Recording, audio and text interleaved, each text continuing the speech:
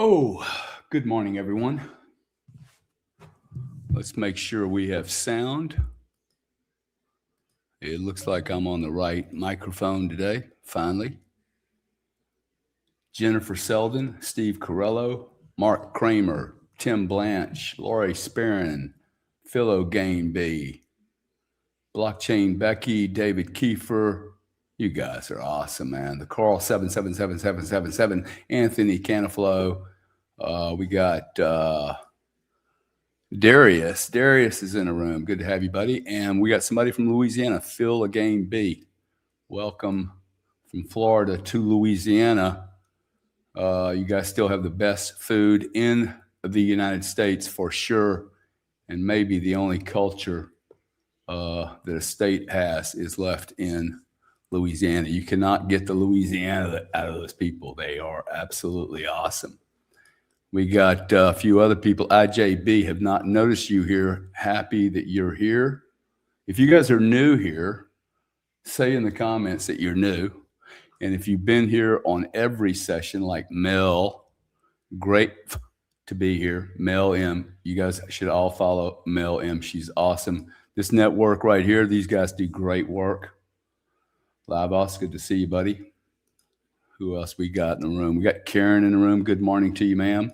We got a guy named Lucas Nash. I used to have a guy that hated me and my brother named Pete Nash. He used to beat me and Grant up all the time.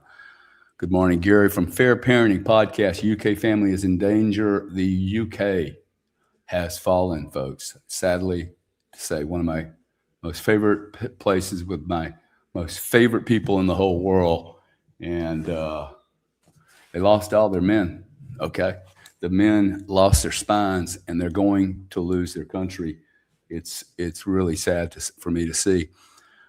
And we got Michigan Hoddle in, talking about failing states and countries. Oh, my God.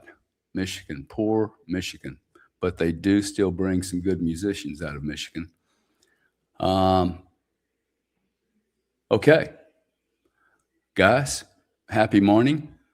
It is January the 11th, 2026. Can you believe this? January the 11th. We are 2 weeks into 2026. If you're like me and you think time is moving faster than it used to move, I got to tell you, okay, I am convinced.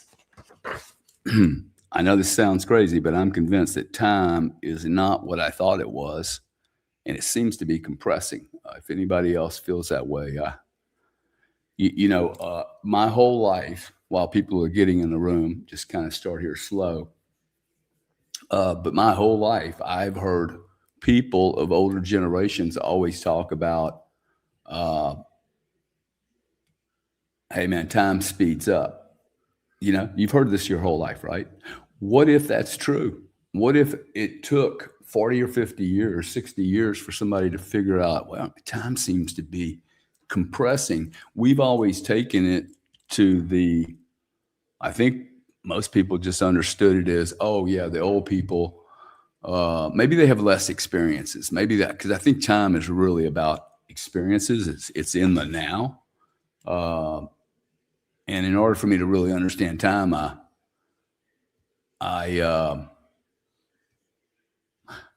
I think all I do is relate it to the now and what was happening, right?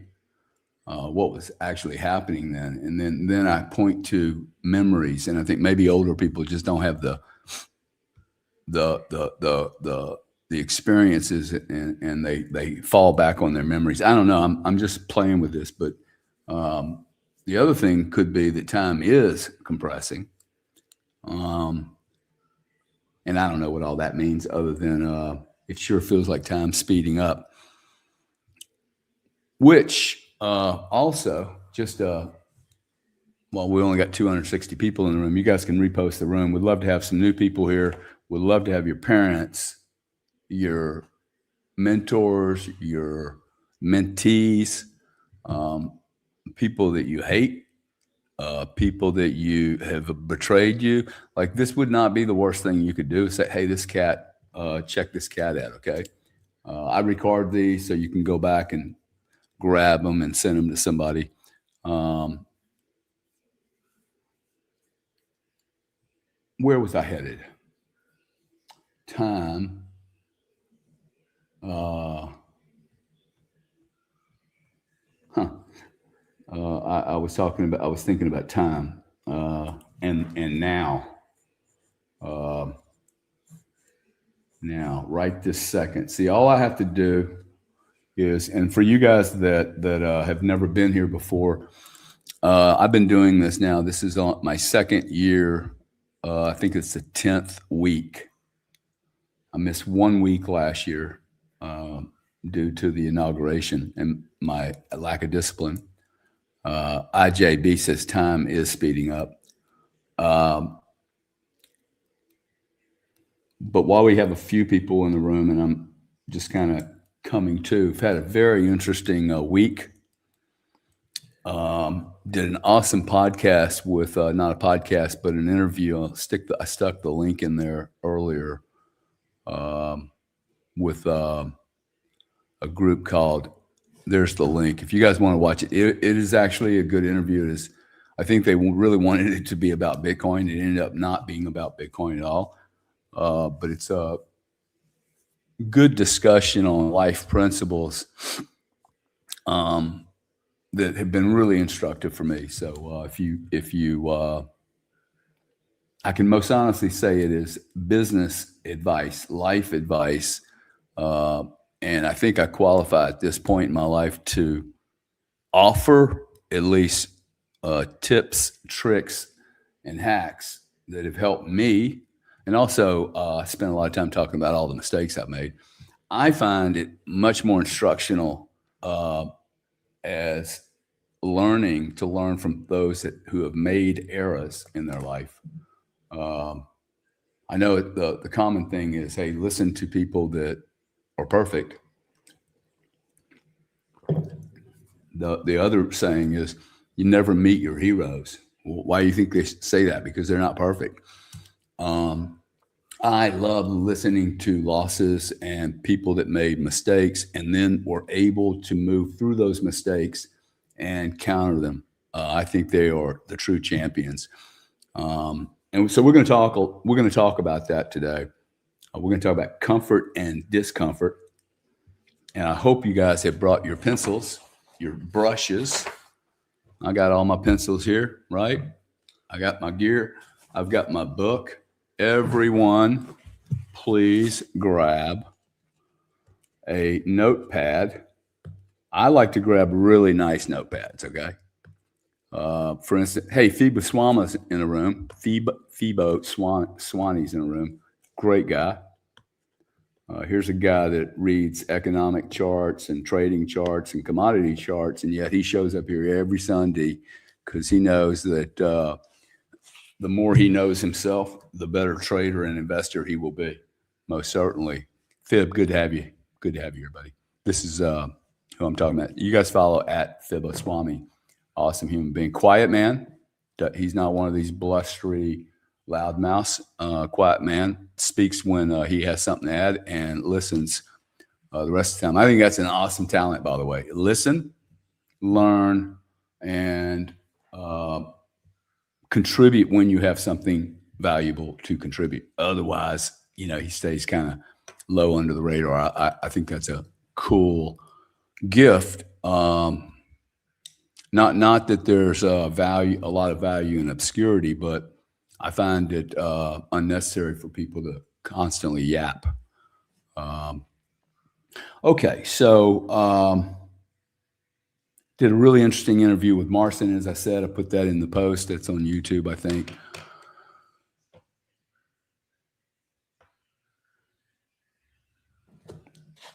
I did a tremendous amount of painting this week and getting very uncomfortable with the painting.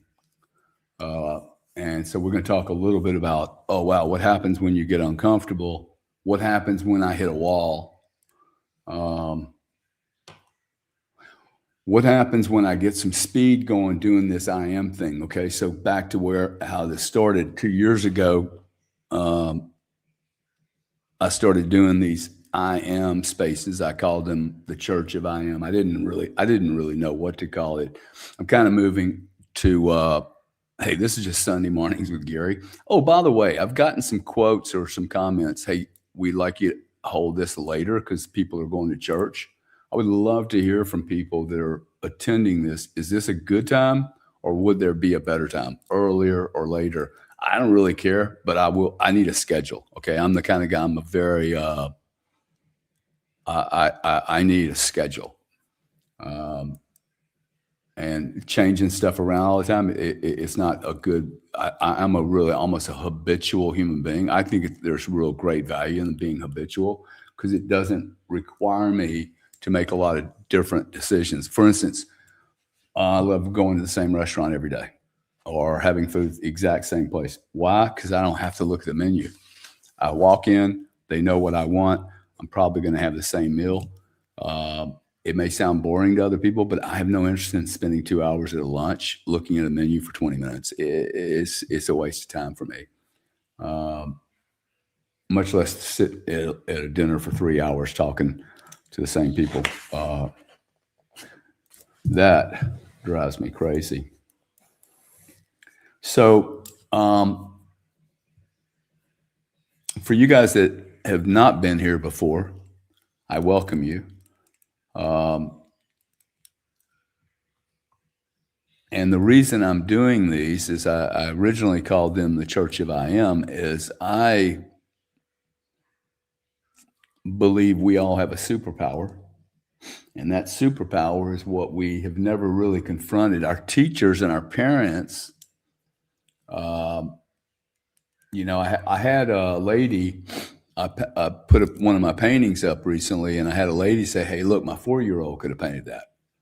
And my response was, man, I wish my mother would have had the guts and the insight instead of complaining about a grown man painting like a 4-year-old. I wish my mother would have started me at 4 with some paint, with some writing, with some, hey, Gary, you have things inside of you, express them. And at 4 years old, you don't have to have an economics background. You don't have to know what supply and demand mean. You don't need to know what an S curve is, but you absolutely, every 4-year-old I know can use one of these. And had my mother actually encouraged me, and I'm not blaming my mom. I'm actually talking to this lady who said, my son could have done that at 4. Dude, please have him do it now. Because by the time he's my age, he will learn the beauty of putting something down out of himself, creating it from himself and putting it down on a piece of paper or a piece of glass or a piece of anything. Wow, I mean, I've taken 10 years since my ex-wife introduced me to paint. I was told I literally had zero interest, or even, in fact, I couldn't even confront any kind of art or paint because I just assumed that I was a business assassin and that I was never going to be anything more than that. And that's crazy, right? To think that a human being can't be many, many, many things throughout his life if he lives long enough. So get your pencils, get your pads, get your charcoals, get a piece of paint, whatever, and get a notebook. Okay. I keep notebooks my whole life. I had a lady ask me once, who's the CEO of a hedge fund. She's like, you write down all your notes? I said, yeah. And she was really nervous. I'm like, wow, dude, well, I'm not doing anything illegal. Why do I care if I got all my notes down here? It's cool. I'm not doing anything unethical, right? But you put your notes down. This is your life book, okay? And you will find that there is great power in writing things down and making notes. For some reason, if I can get my thoughts out of me and in onto something, onto a board, a chalkboard, it makes it more real for me. I can deal with it. I can see where the pieces fit. If someone has an idea Oh, Max Swanson, good for you, dude. You just got your sketchbook today. Dude, good job. I could make fun of you for taking that long to get the damn book, but thank you for getting the book. You will love doing this. Literally, once you start writing your thoughts down on a piece of paper, it is very hard for me to see anybody going back to not doing that. Okay. It's just a magic skill.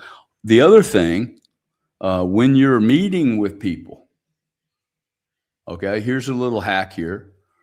Since I'm a business guy, I've had a lot of, look, there's two things I'm trying to do here. One, I've had a lot of business experience, and I'm happy to share those freely with anyone, anytime. But the real thing I needed to learn in business and in life was me. Okay, I am the asset. I am one of one. One of one. In your book right now, especially for you guys that are, well, anybody that's been here a long time and anyone that's just brand new, I want you to write down one of one and give me an example. Give yourself an example. Write down how many things you know are truly one of ones. Never to be repeated, not copyable, can't mutate it, can't change. Like you're not going to change me. The only person that's going to change me, in fact, I can't even change myself. I can only become me. I can pretend not to be me. So that's important, okay?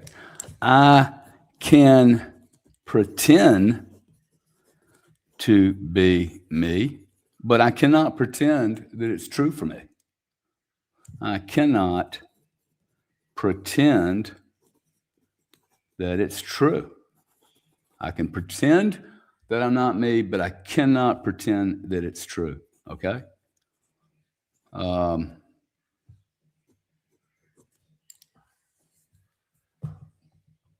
It took me a long, long time to wake up and realize, wow, I don't think I know any other one-on-ones. Really? I mean, I'm an identical twin, one-on-one, dude. Like there might be two of us, but we are different. I don't have a great education, yet I seem to have done okay. Whoa, what happened there? I was just enough one of one, enough rebellious one of oneness. Like I just never wanted to be someone else. Because I don't know how to be anyone else. I do not know how to be anyone else. And the problem is I have to learn how to be myself.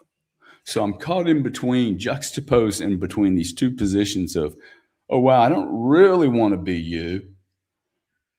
I don't want to stand out like a sore thumb and feel like an oddball. But the thing I really need to learn is the reason I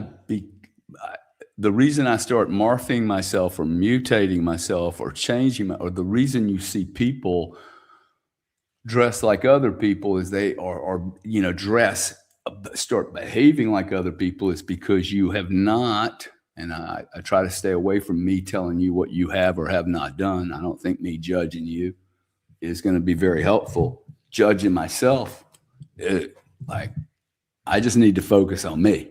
I focus on me. When I get perfect, I've given myself permission to do something. When I become perfect, when I become this enlightened being that has no flaws, I can start worrying about how to fix you. I can worry about how to fix my girlfriend. I can worry how to fix my partner. I can worry how to fix my kids. But until I'm perfect, until I am this, cosmic light of enlightenment, I probably should mind my own business and worry about what I can do to be a better, more complete Gary. Seriously, okay? This is so simple. Had someone just told me, like, I just need to focus on who the hell I am and get uncomfortable with the fact that we have no skills. We have no training. We live in a society that does not promote self-discovery. It's mostly other discovery, okay? I see the world and then I want to fit in. And today I'm telling you right now, you don't want to fit in. If you want to fit in, you're basically saying, I want to fit in to a society that's broken. I want to fit in to a world where people die every day, every day. Billions of people have died, and no one ever says to themselves minutes before death that they should have worked more, that they should have made more money, that they should have labored more, okay, that they should have taken less adventures and done more business. They should have had more money. They should have created a bigger name for themselves. Their empire should have gotten bigger. Nobody does that. And if you want to check it out, go read Steve Jobs' last letter to himself and the world. It is so desperately sad. It's unbelievable. Everyone remembers Steve Jobs as the Apple guy. And I only remember Steve Jobs for the last letter he wrote. Because I understand these people, okay? There are so many things I have done in my life chasing success to define meaning and value for me, which has been good, by the way. It's been good that I had a game to play.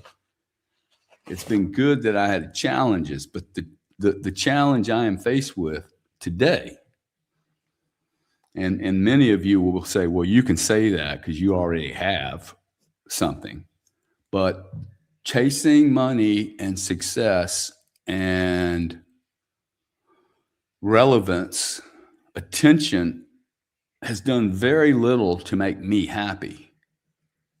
It's put me on a course of creating and doing, but it simply was a game. I'm going to write that down, okay? Because I get real happy when I start thinking about life is a game. I have been,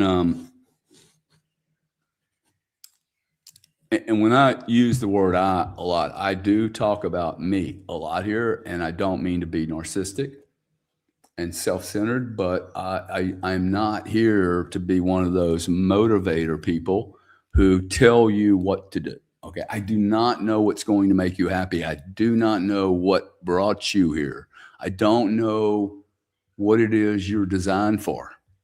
It is not my job to say, hey, you need to do this. I don't think that is anyone's job. And by the way, I don't know that anybody follows that anyway. I'm just sharing my life experience, what happened to me before. And while I'm going through this, I am experience, okay? I'm literally going through the experience as authentically as possible for your viewing pleasure. But also a way for me to, well, one, and I was told to be here, okay? We can get into that later, why and who. But I am here because I think I'm preparing for something, or I'm preparing others for something. I don't fully understand it. And this is what I wanted to talk about. Hey, where I am this week is the more I do, the more I'm going to question myself. I'll go through peaks and valleys. I'll go through, like I went through a really rough patch about 8 weeks ago going, I don't want to do this anymore. This is really hard. I'm going to paint less. I get on and do some business stuff that I'm comfortable with, but I'm getting uncomfortable in my new zone. And I'm learning, and the more I learn, I may improve somewhat. And then 3 weeks later, I look at it and go, this is trash. I'm doing a horrible job. I start questioning myself. It only takes one or two little mistakes. You know, I can, like the art right now that I'm doing has really been interesting for me. But the more I communicate about the art, the more I get really, really terrified. Like yesterday I went to a museum and, like I'm looking at masterpieces, okay, Monet's, and I walk out going, wow, I'm a loser, dude. Like my stuff is shit. I then go into an art store and see something for $8,000. I'm like, well, that means the artist is getting $4 or $5 grand. I wouldn't have sold the painting for $8 grand if I'd have kept it all. I'm like, why would you sell this painting for $8 grand, dude? It's too cheap. For what it took him to learn, I'm like, wow, the only reason he's selling that art is he's got to. I guess he must need the cash because they're like, to me, it was worth. I mean, I know what it takes to do this stuff. And it was a cool painting, man. But what it does is then I look at it and go, wow, my stuff, like I'm just going to collect a bunch of my own art. So I go through all of these machinations inside my head. And then I have to remember, hey, I am a one-of-one. None of this is going to get repeated by anyone else. I posted a couple of beautiful sunsets this week right out my back door. This is why I live here. If you can't be inspired by some of the sunsets that I have shared with you in the last couple of days, I don't deserve to be inspired, right? Like, I look at that and go, whoa, dude, that sunset. Let's see if I can bring this bad dog up. This thing was crazy. Image file. Do I have this here? I probably don't have it in here. Oh, there she is. Actually, I do have it. Look at this, okay? I mean, look at that, would you? Now, if you look at that, now look, I promise to God, okay, I am not sitting here trying to brag about my expensive home here, okay? This is my backyard. I picked this place for a reason. Why did I pick it? Paid a lot of money for this place. The reason I picked it was because if I can't be inspired by this, there is something wrong with me, man. Okay? And then I look at this and I look at my children and go, dude, we are never, ever going to see this ever again. This is one-on-one right here. Okay? I have a value perspective, a viewpoint from which I saw this. And then if I get really serious, okay, and start thinking about this, that day is gone. Poof. It is never going to come back, dude. It is never, ever going to occur again exactly like that. How can I not be inspired by that? How can I not step down stand on my feet and go, my God, man, that was a moment of perfection, of brilliance. It was a one-on-one. And I was paying attention to Netflix. Seriously, okay? Hey, there were birds. I took pictures of this. There were birds flying over this while I'm watching this, a bunch of parrots making tons of noise. And I need to listen more. I need to disconnect from all the noise and listen more. Okay, I don't know what gets you off. Maybe it's a big mountain. But look, where I am is important to me. Where I am, I have lived in many places all over the world, and I notice that my energy is different in different places. I can't really explain that. I can go to Germany and not like it, and then I can go to the UK and be like, oh, wow, I'm at home. Now, I can no longer go to the UK and say I'm at home because it's such a dangerous place to live politically, but I felt when I lived there, I felt very, very connected to something. And in fact, I started painting there. My paintings were appreciably different than they were here. How you explain that? I don't know. I do not know. It is, to me, absolutely amazing. I'll show you one more here. Hopefully you guys don't find this boring. Here's yesterday. And this is yesterday's. Look at the difference in these paint.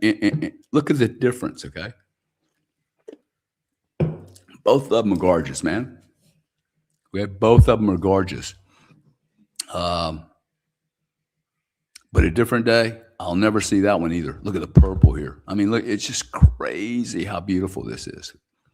So for me, what does this represent? peace, life, solitude. It is not in my control. None of that is in my control. I have nothing to do with any of this other than to share it with you. And we sit down and go, whoa, this guy's making a really good point. Okay. I am never going to experience that sunset ever again. It is gone, dude. The now moment, the moment of now that occurred at that moment, I think it was around 6 p.m. yesterday, will never occur again. It's dead. It's history. Is it dead? It's not going to repeat. It's going to be different. Just like me. I'm going to be different in the next 20 minutes, 20 days than I am today. And that's the exciting part. And that's the exciting part for you. And that's what we're doing here. Okay. My job here is to show up as merely as this, as a pencil or a brush. I don't script these. I do make some notes before I get here.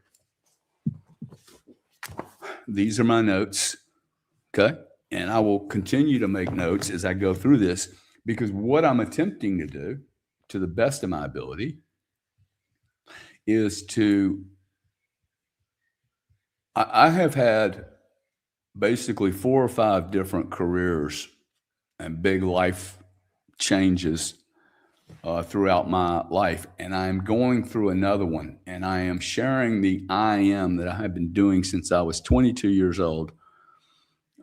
Was fortunate enough to have enough pain and discomfort when I was young that when I got into big business, I knew I was so far out of my depth that I had to add something that would give me an edge. And so I read books by Dyer, watched Wayne Dyer, read books by Scott Peck. I read Carl Jung over and over. Like I was looking for the greatest salesman in the world, Og Mandino. When I found that, I'm like, oh my God, dude, this is it. Okay. And once I stuck my nose into my discomfort, my fear, and I knew, like, okay, if I was on a baseball team, I would be reading books about baseball. I'd be watching baseball players. I would be constantly exercising the baseball. I would know all the rules. I would study the greats. I would study the messes, the guys that didn't do so great. And I would try to become a champion, right? Well, why not become a champion of I am? I am a great baseball player. Okay. Like, you don't think those guys are all, hey, I am awesome. I am great right here. Okay. So what I'm doing Sundays with Gary Cardone is Gary is trying to end this life. Maybe I got 2 days, maybe I got 2 hours, maybe I got 20 years. I think I die April the 13th, 56, I think it's 56, April 13th, 2056. So I got a little time. I got a few years to go. And I am basically using exactly the same things I've done in natural gas business and the electricity business and the fintech business. When I came into the Bitcoin space, I literally use, when I start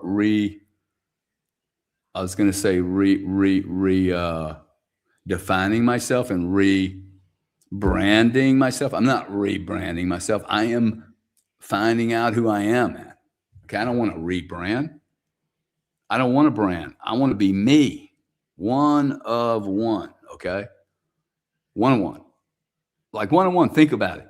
You don't know anything that's a one on one. If you can stay something that's a one on one beyond another human being, I will happily fly you out to my next poker game and give you I'll set you up with the first principle to play at the poker table.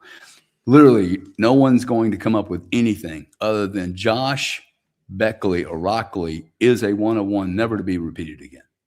Okay. Scream what's up. Same. Jennifer Selden, one of one. With all your craziness, with all your messiness, with all your mediocrity, with all your obsession, with all your genius, all of that, you're a one of one, ain't gonna ever get repeated. And I have sat here for 40 years going, okay, I need to get married to be better. I need $1 million to be better. I need to get unmarried to be better. Oh, I need 10 million to be complete. I need that woman over there to make me feel complete. Oh, I go to a Tom Cruise movie and, oh, you complete me, dude. There ain't nobody going to complete my ass. This is dumb. Okay. We should stop listening to all these movies that, like all the Disneyland movies and Cinderella, like someone's going to make me complete. I am going to make me complete. I am complete. I am much more than I can even handle. Think about that. I am more than I can handle. I'm like an F-35 fighter jet, and I don't even know where all the weapons are. Thing goes really fast. It can land anywhere. And I'm poking around like I'm one of many, okay? Pretending to be something else, right? And it all because I never ever took the time when people were teaching me about, hey, take this test and take that test and decide, what your SAT scores are and what your personality test is. And seriously, okay? All I needed to do was I am. And if you're 4 years old and you have a mother that is so astute, I don't know who this lady is. I'd love to have her on my show though. The lady that made fun of my painting is 4-year-old. Dude, please tell your kid to start painting. Okay. If you got nothing out of this, give the kids some crayons and let them go after it. Okay. I wish my mom would have known that. I don't blame my mom for not telling me to be an artist. How would she know? Not that she would tell me to be an artist, but that a child would start painting and then you ask them the question, hey, honey, why don't you like discover who you are? Because you are unique.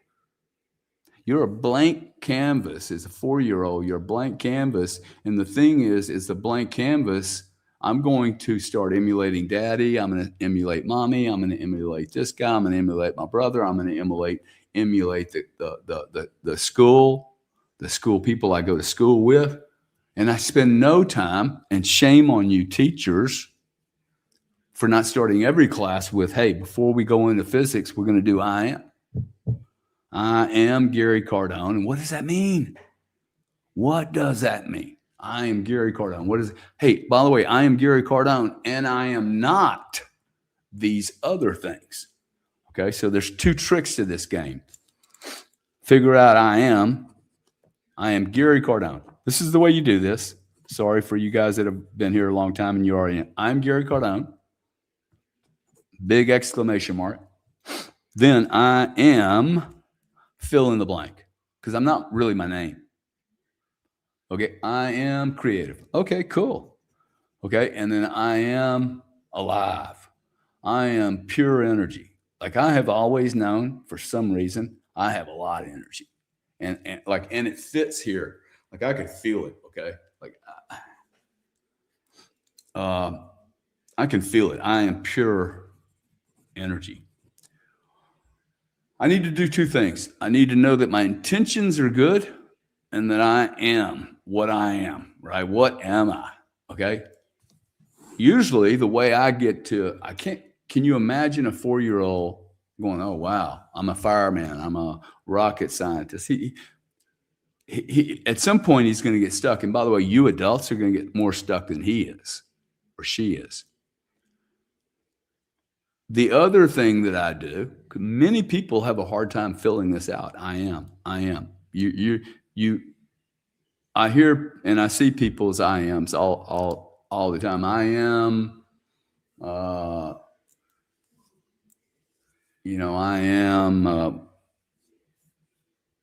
I am going to be great. No, I am great.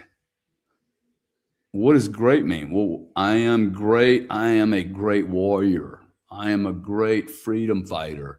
I am, and you just keep filling it out till the words just keep pouring out of you. Do not question what comes out of your hand. If you want to write with your left hand, good. But one day I wrote, I am running a business, energy business in Europe. I don't even know where I'm writing, and it just comes out of my hand. I'm like, dude, that's impossible. 1991, because I had a problem. I started writing. I am running a business in Europe, an energy business in Europe, a monster business. 3 months later, a British monopoly buys into this company. And there were 600 people at the time working at the company. And I immediately put my hand up and said, hey, I want to go. I mean, like within minutes of the announcement, I want to go to England and help these guys figure out how to reconstruct their energy markets. And they laughed at me, dude. Okay, everyone laughed. Like, we're not sending you to England.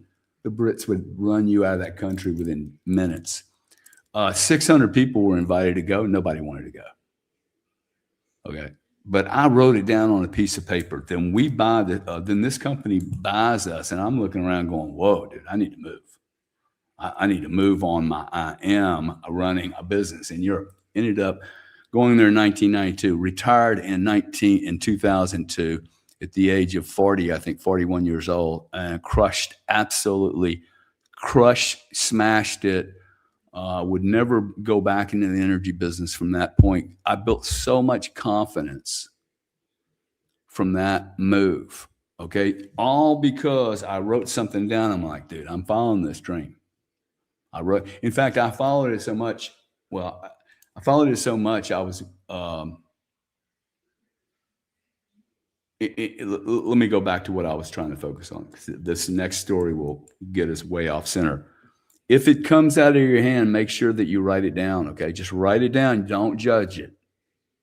I am a genius. Okay, maybe you're not a genius right now, but just if it comes out of you, write it down, okay? If you get stuck, I have another column here, okay? If you get stuck, when you get stuck. By the way, I'm saying you're going to get stuck. It's part of the process. It's okay. You have not been trained to use this muscle. No one has ever asked you to write down who you are.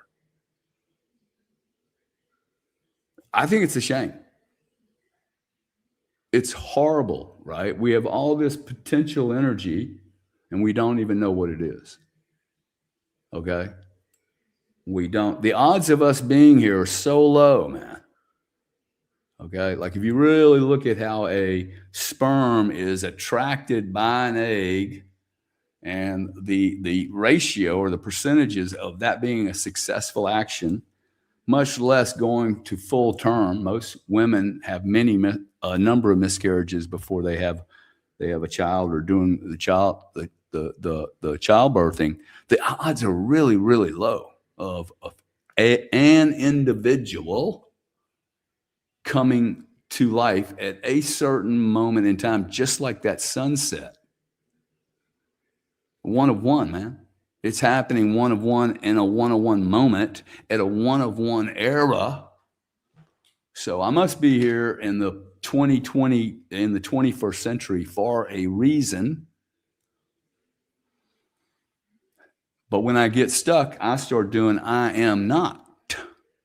Okay, I am not a prostitute. This is one of my favorite ones, and I think everyone should write this down because I don't know anyone that has not ever in their whole life prostituted themselves. I do use words that are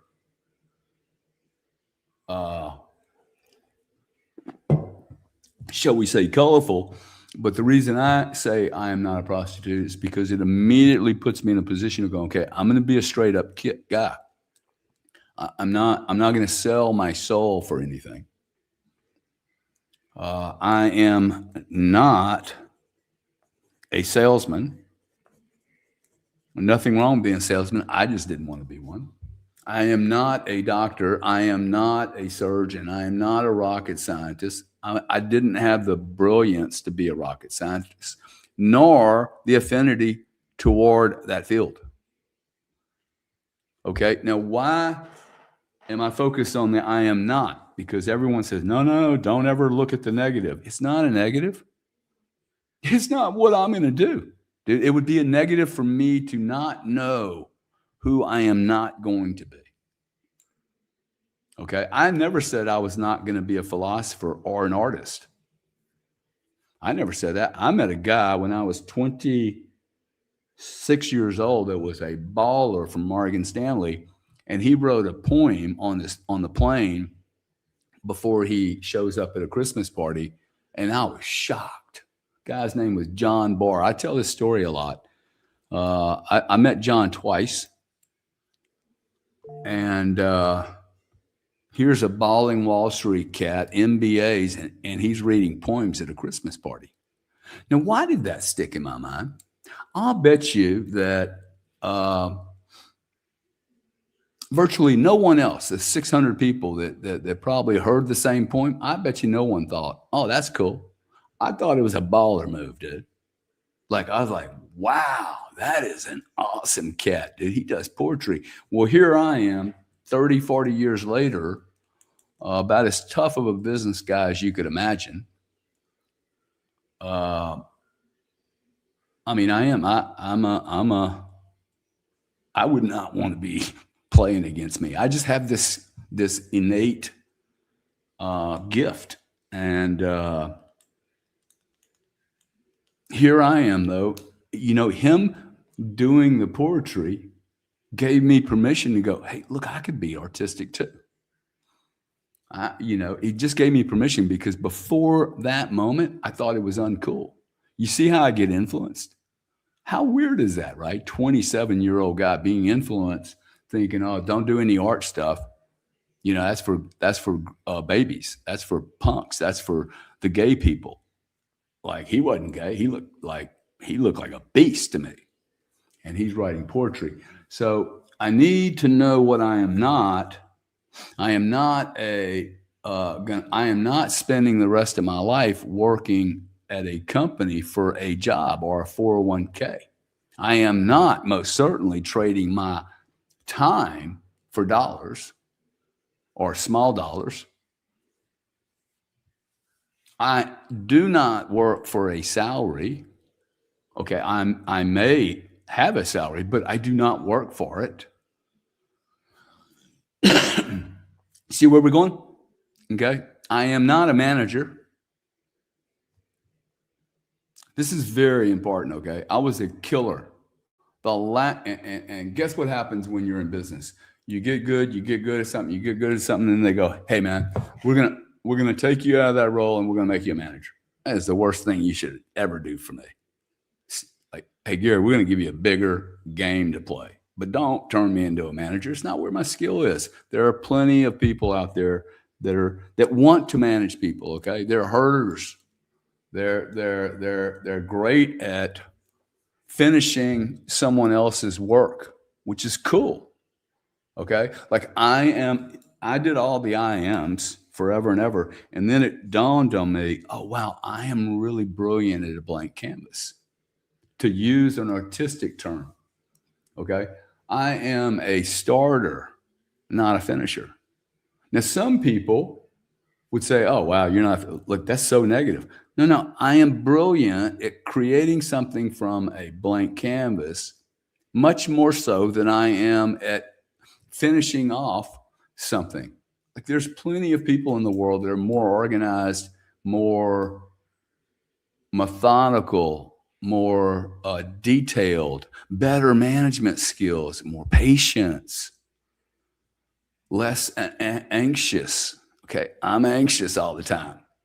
I need to embrace that emotion so that it takes me to where I can be the most effective. Okay. So the whole purpose of I Am, now that we have 1,500 people in the room, I believe that I Am is the secret, not so secret hack to life. If all of us just focused on, wow, I'm going to embrace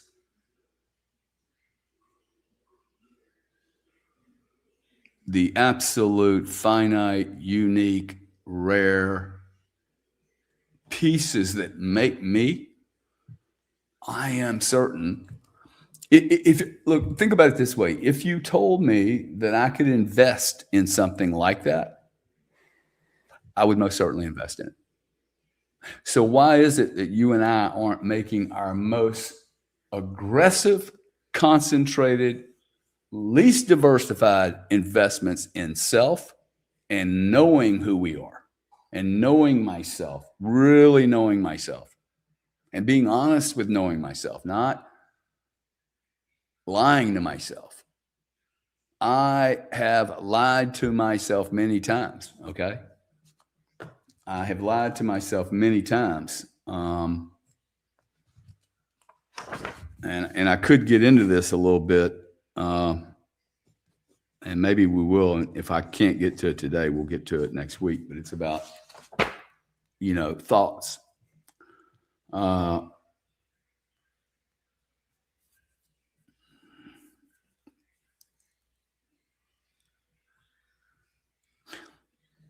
There's no one that's watching this right now that showed up more than a couple of times that's sitting here blaming me for being stupid or being crazy over this concept. This concept is irrefutable. Okay. There is no one that can disagree with this. The unconscious won't show up here. Okay. The unconscious will not show up here. I'm not being judgmental, but I have to be practical about the world we're living in right now because it does influence me. 80+% of the world's population is unconscious, and probably higher than that.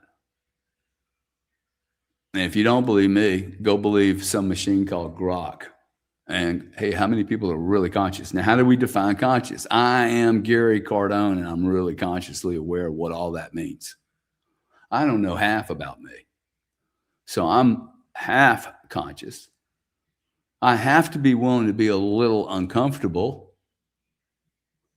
I have to be willing to be uncomfortable because in my discomfort is where I learn everything.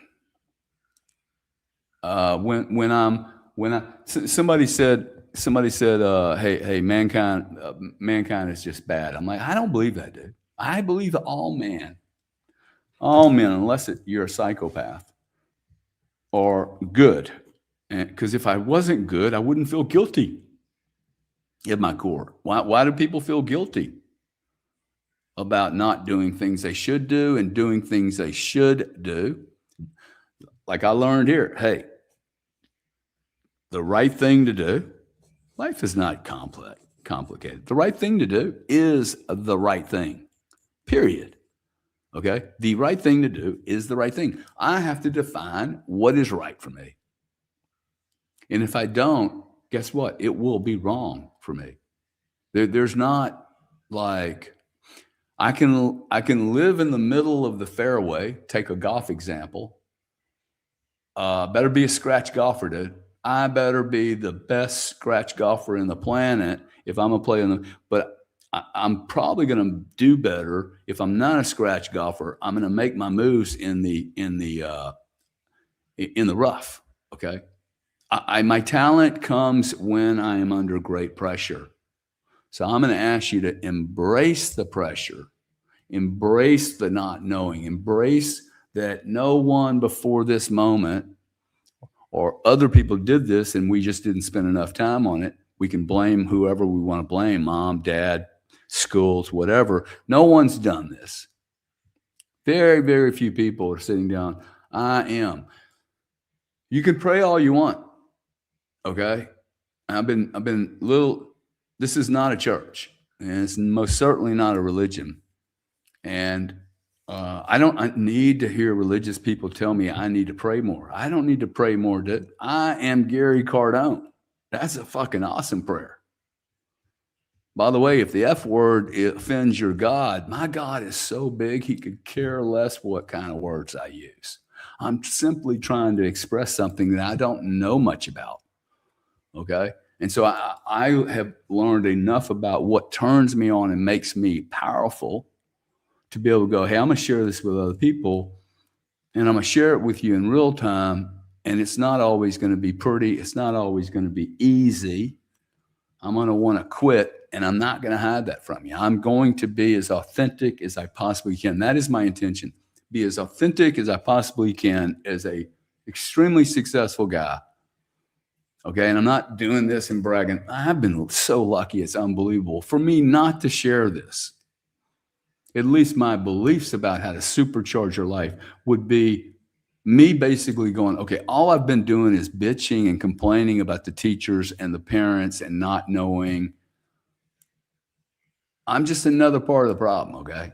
So I am Gary Cardone, and I'm trying to do this for you, for me. It's going to make me a better human being. And I'm willing to go all in on this bet. What does that mean? Dude, I am all in on me, okay? People talk about diversifying your energy and your position because that's safe. Really? I cannot diversify from myself. I cannot diversify myself, period. I cannot be my brother. I would hate it. I would shoot myself in the face, okay? No, cool, he digs it. I would not dig that, okay? I am not going to be a doctor. I am not sitting on Spaces 18 hours a day listening to a bunch of crazy drama. Now, this is going to get me some heat. People aren't going to want to hear that because you're going to feel guilty because you're going to be like, is he talking about me? Maybe I am, dude. Okay? But like, I am sensitive to energy. I never wrote that down before. I am sensitive to energy. Now, is this a negative thing? I am highly conscious. I have been saying I am conscious my whole life, okay, because I knew I wasn't. I am conscious. Be careful about what you say. Okay, the reason it hits your universe, or you see a picture and then you don't write it down.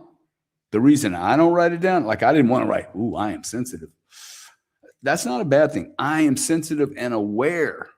Okay, being uncomfortable from time to time, or a lot, often, frequently, if not sporadic, like I'll get going for a while and then it'll just crush me of doubts, disappointments, rethinking everything. I get scared.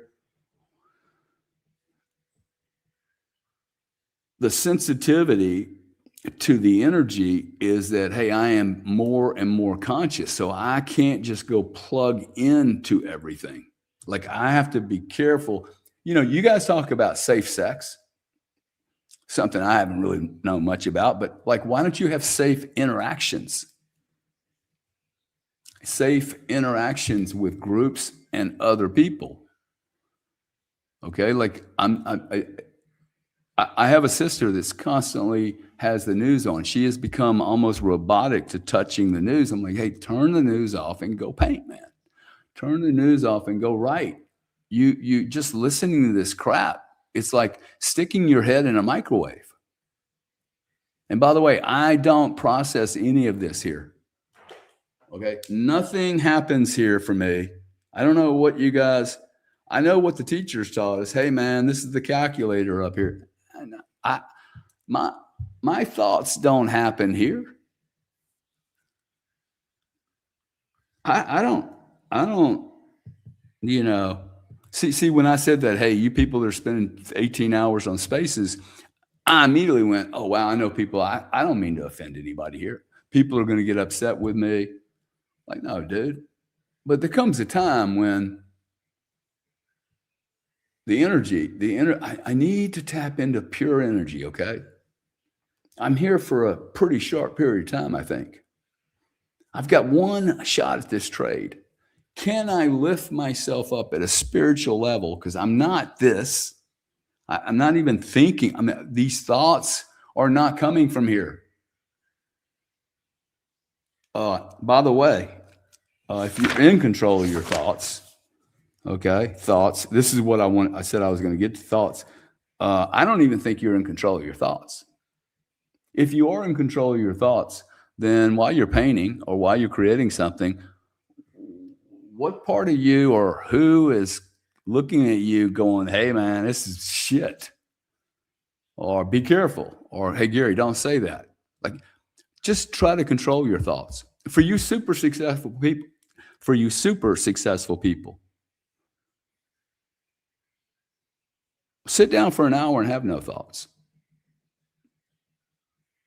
Like, if you're in control of your life, you should be able to control, hey, I'm just going to sit here and be. You will be shocked as you start thinking. You will be shocked as you sit down. Here's a way to, like, I will challenge anyone for a large sum of money.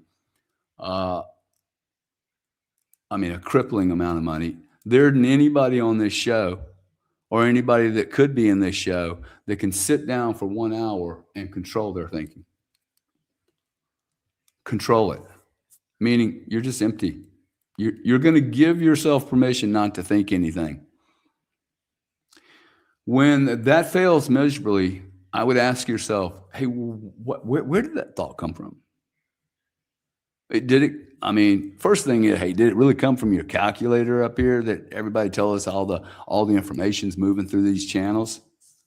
I can make decisions right out here. Like, I don't need to go through my brain to make a decision.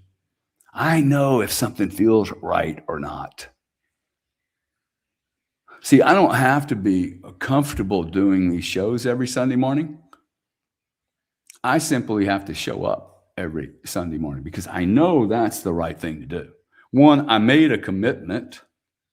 Okay, 1,000 people. Why do I constantly repeat this commitment? Because the first day I was here, there was 3,000 people, and I'm like, I expected 30. And I'm like, dude, if there's 1,000 people in a room want to go to like church on Sunday. See, for me, I came here because I was complaining about not having any place to go on Sundays. In fact, I'm complaining about not having any place to go ever to a community that doesn't become dogmatic and cultish. And I blame every religion I've ever studied. I would love to find a religion that I haven't studied, but so far, there isn't one of them that's not a cult. And cults never, ever prosper. They never have long sustainability, and it's always at the suppression of the user. Okay, I should be highlighted for my genius. I should be embraced and supported for being different, not following. The moment I can't ask a question, the moment there is any opacity whatsoever for any reason. Well, now that you're the third Mason or you're a bishop, you're at some level, you get access to the information. It's bullshit, dude. This is just bullshit. Okay? You can pass me up so fast. I am simply like, if you 22-year-olds start doing this I am thing quicker than anybody else here, you'll destroy these people. You will destroy the man who has identified who he is, who he really is, will be genius. The man who identifies who he really is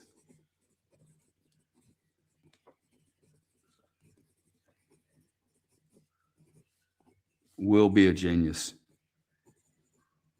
in real life, okay? Like doesn't mean it's going to be easy for him. I think Van Gogh was an absolute baller of a genius. Pablo Picasso, okay? But doesn't mean these people were not broken, twisted, fucked up, struggling. Who cares? Okay, now, why were they struggling? Many of us try to be brilliant in everything instead of embracing the insanity, embracing the pain, embracing the discomfort. Why am I uncomfortable? Because I'm not being me, man. That's why I get uncomfortable. Hey, why am I depressed? You're depressed because you're not being you. You're stuck in the past, while now is happening right now. Okay? Now is happening right now. It's right now. There is no other time than now. And now is the time to know who I am. If I am constantly being something that I am not, which is, by the way, if I am not being I am, I must be being something else. Something that's a copy, something that's a duplicate, slightly a copy, something that's a fake. Why I get real jacked up about fake rich people. Okay, that's why I hate Instagram. Mark Zuckerberg, you're one of the worst. You've brought one of the worst products on the planet to the society. You're scumball. I will continue to say it. You are a scumball. Anyone that supports Facebook is completely screwed up in the way you're thinking about life, because what is that? It's not a real place, man. It's the most unauthentic. Like everybody makes their, when I did that, when I committed to do this a year and a half ago, I was like, dude, I will be authentic. I had people calling me up that do radio and TV, and they're like, dude, you need to do some face work. Let me send you a skin guy, take care of the wrinkles, do some cosmetic shit under here. I mean, like, people that do this for a living. And I'm like, I'm not doing all that, dude. Okay. I hate looking at myself, but I am not doing all that. We don't need more fake. Most certainly, I don't need more fake. I need more me. I need more originality from Gary. There's so much here. And you're going to learn how much there is there. The moment you go, hey, I'm going to control my thoughts, and you realize all of a sudden there are fucking crazy people in my thoughts. Yeah, but I just told myself, hey, I'm just thinking about nothing. And yet I go, oh, wow, time. I wonder what Bitcoin's doing. I wonder if I can get a date with that woman. Wow, I wonder what my follower count is. Let me check the banks. When's my next meeting? I'm so out of, and I'm like, where are these thoughts coming from, man? Oh, that's shitty, dude. This is stupid what you're doing, Gary. Where'd that thought come from? I just said, chill out, dude. We're going to chill for an hour. Am I in control of me or not? You are going to find out you are not in control. Even you cats that are like empire builders, dude, you're not in control of shit. You can't control your own thoughts. It's amazing. And once you learn that, I'm like, oh, dude, it is vital. The moment I was painting one day, painting has been an awesome thing for me. In fact, I would encourage everybody, especially the guys that laugh at my painting and think it's dumb. Which, look, it's probably not great. Okay, it's better than it was. By the way, that is also is a theory I have. If I become obsessed, okay. I wrote down one day on a big board as a moment of shattering enlightenment. I like the concept of first principles and rules and maxims. Like maxim is like, hey, this is the max rule. This is a rule that's like gravity, which, by the way, gravity is not even what we think it is. And I wrote down the word obsession. I said, what have I really been? I mean, pick out some characteristics that are consistent throughout my life that have kind of defined me. And one of those is obsession. I've been called a zealot, obsessed, too intense. I wouldn't give you my intensity. I don't think I'm intense enough, actually. Okay. I've been told, hey, you're too intense so many times. And I wrote the word obsession down, and I was like, you know what? Obsession has served me extremely well. I know the psychologists and the psychs and the teachers and the mentors and the guys that go, hey, you've got an addictive personality. You need to, control everything. I don't need to control shit. What I need to do is control my intensity up. I need to be so obsessed over a few things. Okay, like every genius, by the way, show me a guy that you admire and I will show you someone that was obsessed. Show me a guy that you look up to and you go, dude, that cat was like a beast. Okay, a beast. My kids probably make fun of my being so extreme and intense. I do very few things. I do very, very few things. I have very few friends. I interact with less and less people. Okay. Why? Because obsession has served me well. If I can go, let's take the painting for a second. If I probably did 15 paintings in the last 10 days. If I can do 2 to 3 paintings a day, that's 1,000 paintings a year. Are you telling me? Sounds pretty obsessive, right? I mean, basically my house is turned into an art studio, 12,000 square feet. Seriously, okay? I have literally now, people are laughing at me like, bro, why not, man? I'm not here to impress you with my house. That's what it's here for. I bought it because the garage was really big and I could convert that to a 2,000 square foot art studio. And I'm so crazy. Now I got to have it outside. I got to have it in one room, got to have it in another room. This has always worked for me, man. Being crazy. Okay. Jimmy Page of Led Zeppelin, one of the great guitarists ever, broke the algorithm for music. Let's see. What else did he do well? Nothing. Nobody cares, dude. He didn't do anything else brilliant. He did guitar like no one. Okay.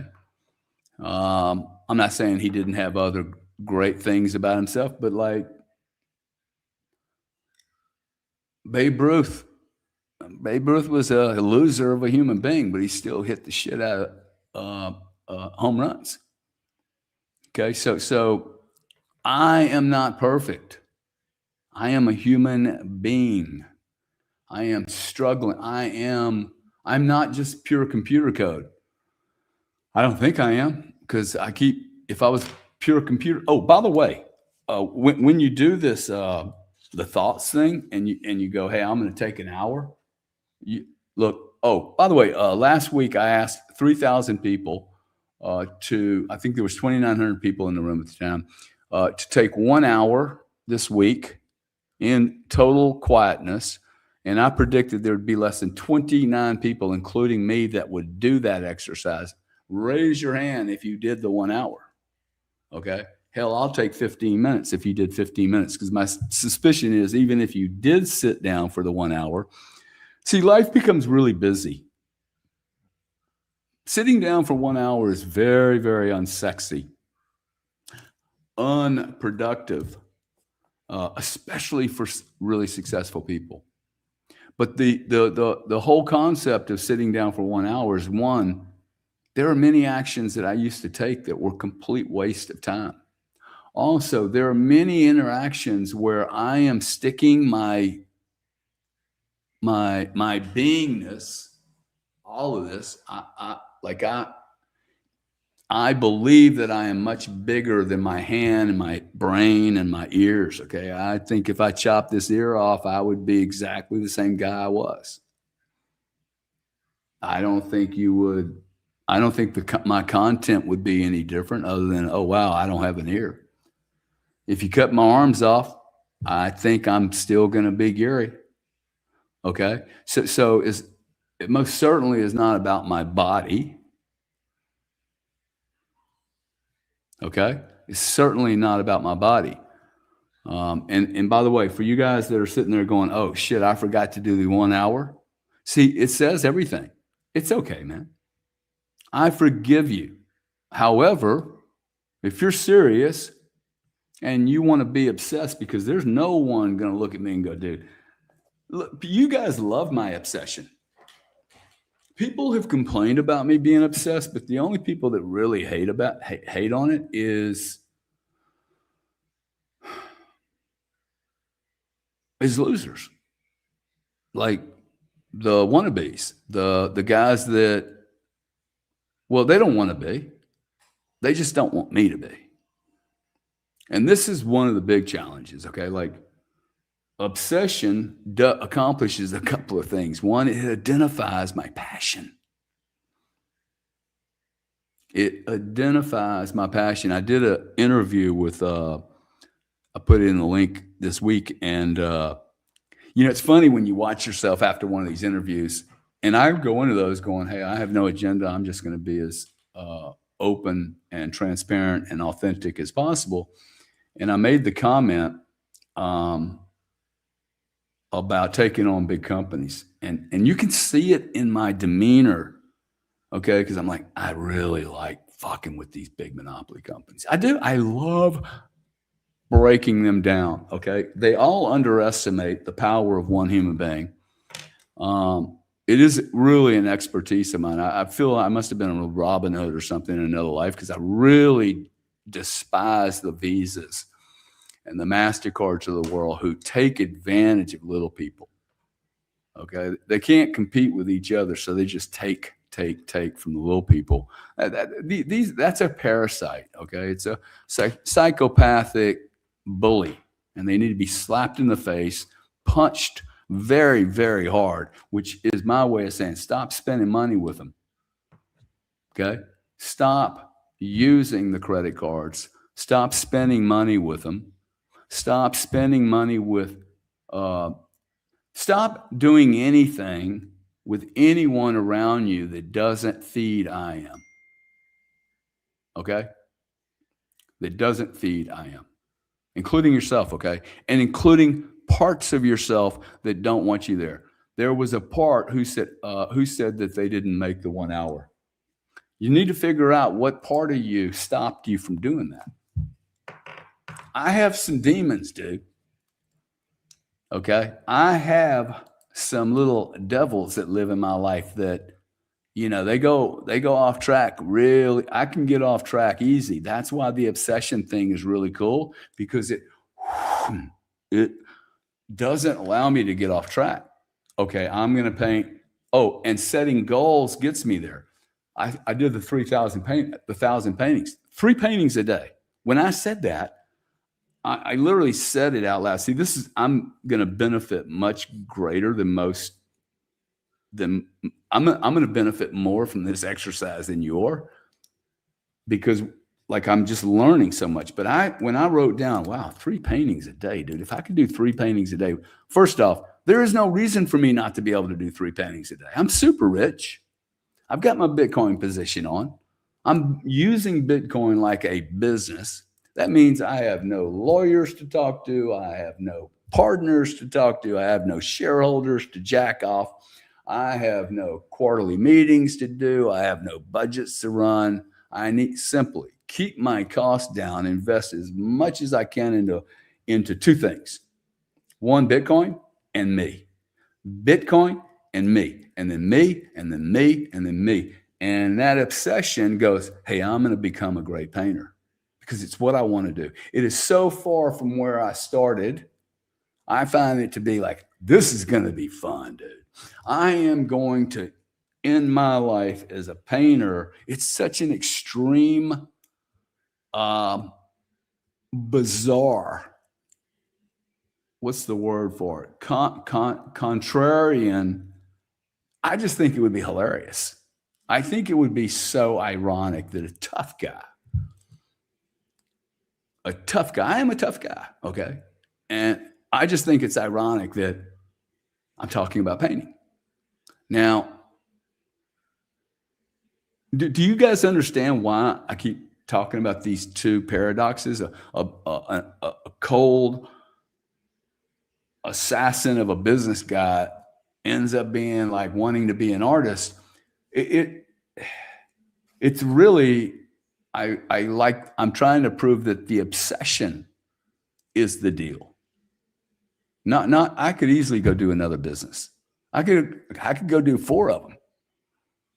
They don't feed me though. They don't. It would be easier for me to go do a business, but I'm empty. I don't want to be empty, man.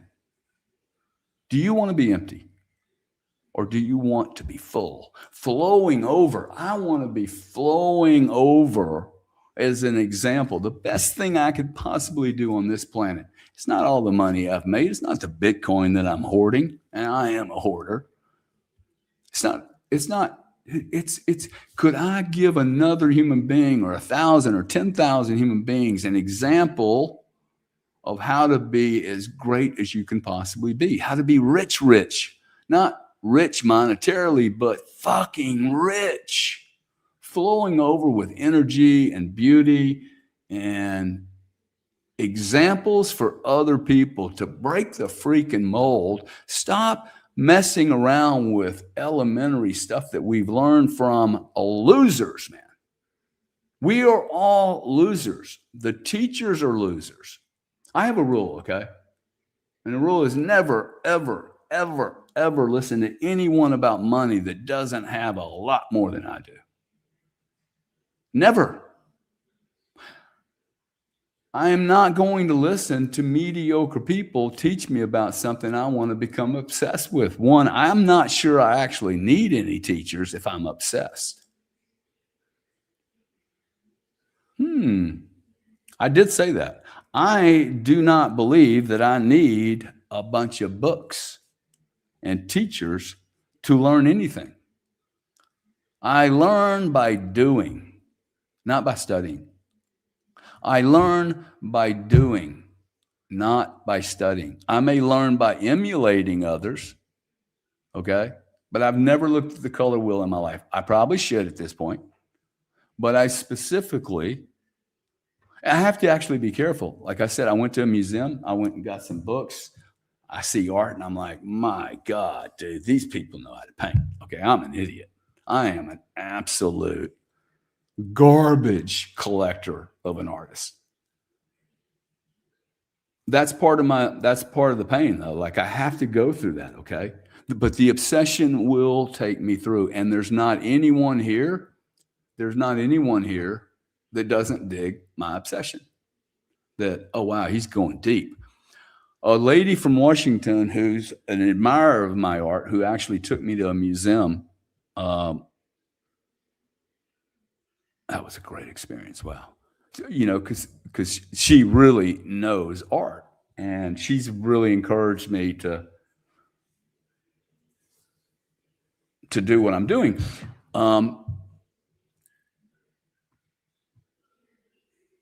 And she said something to me the other night that I was like, okay, I can do this. This is actually going to happen. And this was her comment. You're going deep. Like she was like, oh, wow. Like I'm not doing paintings because they're all pretty.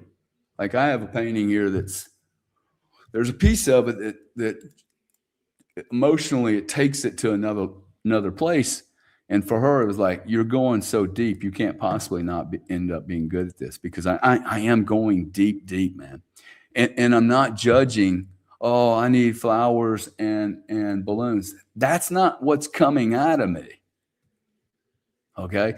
Darkness and fear and lostness and pain and blindness and emptiness and starvation is coming out of me. I don't really know where all that's coming. But one thing I do know is that obsession has always been followed with big vacuums and voids. This kind of obsession is not a journey for 13 people. My kind of obsession, when I get on these journeys, it's a solo ride, man. Okay. It's a solo ride. If I was to ever have anyone in my life again, they need to understand, hey, I am obsessed with all the color and emotion and energy inside of me that must, well, when I say it's inside of me, I actually think it just needs to expand my beingness. Okay, like I am more than just this here. You know that. I am far more than what's sitting on that material board also. Last week I was here and I had an empty canvas down there, and I showed you, I can't replicate it, but I was like, man, it's an empty canvas. I have all this fear between me and that empty canvas. Okay, let's pretend like one of these are an empty canvas. And I'm like, wow, I am able to transmute emotion from me, not my brain, okay, not this thing that you were taught. The fear inside of me is all over the place between me and that canvas 7 feet away. The fear got slammed in that canvas, and what did it do? It pushed distance between me and it. I did not want to confront it. That is what distance is. It's a lack of confrontation. And until I went and actually did something, which was I wrote the word fear on the canvas. As soon as I did that, and I put it in the light, I was able to, okay, shit, dude, there's fear in there.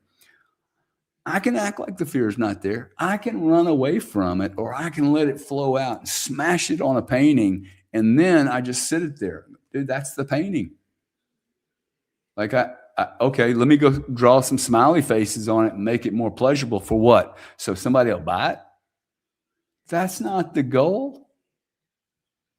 That's not the goal. Okay, the goal is to learn more about myself and express that, because everything I am must have happened for a reason. Everything I am must have happened for a reason. And why wouldn't I want to paint that, share it with other people in the world so they too can think differently? Because most certainly, the tools that we are using for the last 500 years is not leading us to great people. It is not leading us to see millions of conscious, a billion conscious people who are expanding the physical universe and making it a better place. Okay, using process and regulations and rules. Like, who gives a toss, dude? We're so busy not being ourselves. Like, of course people can write rules around us. Now, if I don't think that all these thoughts are just coming from this central operating system, which, by the way, especially for you big hot shots out there, and I say that with all the admiration for you, funny admiration, sarcastic admiration. And I say it because, well, I say it in part, I'm sarcastic and I'm a little angry at how many billionaires, centimillionaires, decamillionaires have their little voices, their tongues don't seem to work anymore, while they see complete slaughter of humanity. They seem to be very quiet. They have fuck off money, but they don't say fuck off. Very disappointed in all of you, I gotta say. I am extremely disappointed. But you got to do what you got to do. See, I get off from getting upset and angry, and notice what happens, right? So my job is just to be Gary, and the right thing to do is the right thing. Well, I think the right thing to do is for me to be as conscious as possible. If you look around your universe, it would be worth, and I would write this down, start doing an inventory. Just look around, whether it's your mom, your sister, your daughter, your your husband, wife, boyfriend, girlfriend, whatever, who is conscious around me. Okay. By the way, if you put me on the conscious list, understand that I admit right now that I am not 100% conscious. I will also admit that the more conscious I become, the more uncomfortable I become. Now, you may say, well, that should be an indicator that you're not really doing the right thing. No, I'm really uncomfortable when I'm not doing the thing I should be doing. Okay, so I end up in a trap.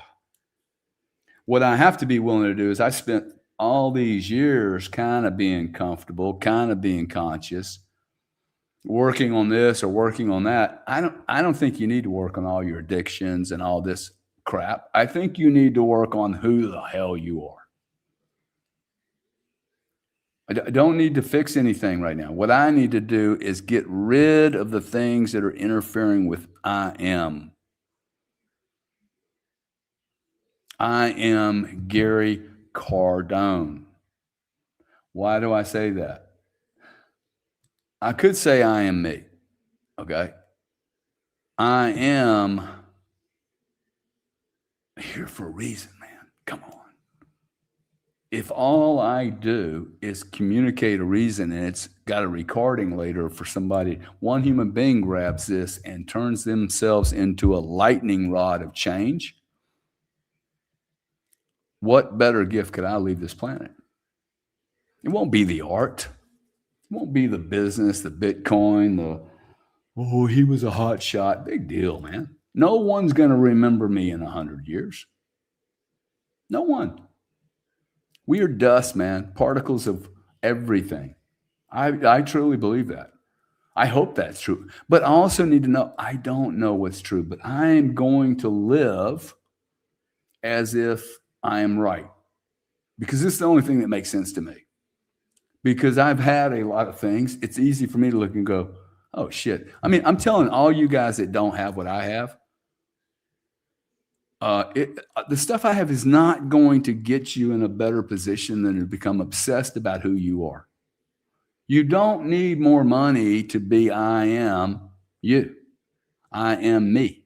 Okay, you don't. I swear to God, you don't. I am not lying to you. I don't want to be Jeff Bezos. Okay, I don't want to be Elon, dude. Okay, I most certainly don't want to be Jeff Bezos. You get my point? It doesn't matter how much they have, man. Like, you really? Like, I wouldn't want to be with his girlfriend. That's not my deal. Okay, I don't want to be with paparazzi all the time. I don't need all that attention. If I need all that attention, there's something wrong with me. Okay, I am not going to put up makeup to pretend like I'm something else. There's so much pretension. There's so much fake going on everywhere. Oh, this is the other thing. I have to be willing to trick my ego. Okay, when I admitted to myself and acknowledged, my God, there's a shred of fucking authenticity on this planet. A shred. When the hot shot wouldn't have a cigarette in front of the hotel with me because of his PR image, I was like, God damn, dude, motherfucker, mother's got like a monster amount of money and he can't even smoke a cigarette with his friend without going into hiding. That blows my mind, I got to tell you. One, it blows my mind that, wow, do people know you're a liar, man? Like, that's the way I look at that. Wow, you're just a fake. Why would you want to do? Why would I want to do that to you? I'm telling you right now, I smoke cigarettes. I do a lot of stuff that's not optimal by social standards. Like if you wrote a playbook, because there is no playbook for me. Okay, now that may be me just justifying things. But the addiction to knowing, this is why I use the word addiction. Obsession has served me extremely well, bordering on, hey man, it is an addictive type obsession. Okay, I have always been really jacked and juiced up and happiest since we use this happy word, I would love you to write down the word happy. And I'm just going to go ahead and give you the end story here. You cannot define that word. If you can't define the word happy, and your definition of happy and my definition of happy are the same thing, if I can't do that, why do we use it so often? Happiness has no definition that cuts across husband and wife, partner and non-partner, friends, associate. Happy is bullshit. I'm rarely happy. But being obsessed makes me feel whole. It makes me feel like, oh man, I love doing this. I'm in it. I am in it. I am immersing myself into whatever I'm doing, and I just keep doing it over and over and over and over and over. While other people just fall away, I just keep doing it over. Are you telling me that if I do 3 paintings a day, that I will not end up being a brilliant artist? This is what I am using the art for, is literally, I don't think, Dustin, is there any way for me to do 3 paintings a day? And look, guys, I'm sure my art's not very good. And I probably should stop saying that. But what I'm not trying to talk about the art. If some of you guys look at me and go, well, it's, I've seen one good thing, but it's cool, okay? But if I do 3 paintings a day, in fact, I would like everyone to say, yeah, your painting's not that great, okay? They make me happy. These colors, I fucking love. But let's just pretend if I do 3 a day, is it possible for me not to end up being a good painter? If I cut somebody's hair 5, 8, 10, 12 times a day, am I going to become a good barber? Okay. I don't know that I can get that excited about being a barber. Doesn't really stroke my deal. The other thing, and this always happens in everything I get obsessed about, parts of me look at the art thing of, there's no sense in me becoming obsessed over art because, there's going to be AI here and like, I'm not going to create anything. I don't know what you guys are talking about, okay? This always happens though. When I get obsessed, I'm like, man, dude, you're betting everything. You're going to bet everything on this thing again. I have been doing this since I was 22, betting on myself and betting on this one theory. Obsession becomes my superpower. My superpower right now is to be obsessed over the I amness of who I am, discovering more and more and more about who I am. It leads me to art. I start looking at the art, I find this spectacular. Finding all types of things by just moving paint around. Allowing myself to be the brush. Okay. I literally walk onto a canvas or start painting exactly the same way I started these shows, which is I am leaving my ego at the door. I swear to God, before I start these, I'm like, dude, this is not Gary doing this. I am simply a pencil or a brush, and I'm allowing the universe to speak through me, use me, abuse me. What did somebody say? A flow of consciousness, and of which I don't know where it's from, really. Okay, it is a flow of consciousness. Wow. Didn't put those two things together. See, I keep saying, hey, I need to be more aware, more conscious, not aware of, oh, I'm feeling tender. Oh, I'm sad. My sleep has been so messed up. If anybody else is out there, I'm waking up at 3 o'clock in the morning, 2:30, 3:30 in the morning, can't go back to sleep, don't want to go back to sleep. And this is just started happening like 6 months ago. It's freaking driving me crazy. But I think it's part of this whole thing of me changing, literally changing right in front of my eyes.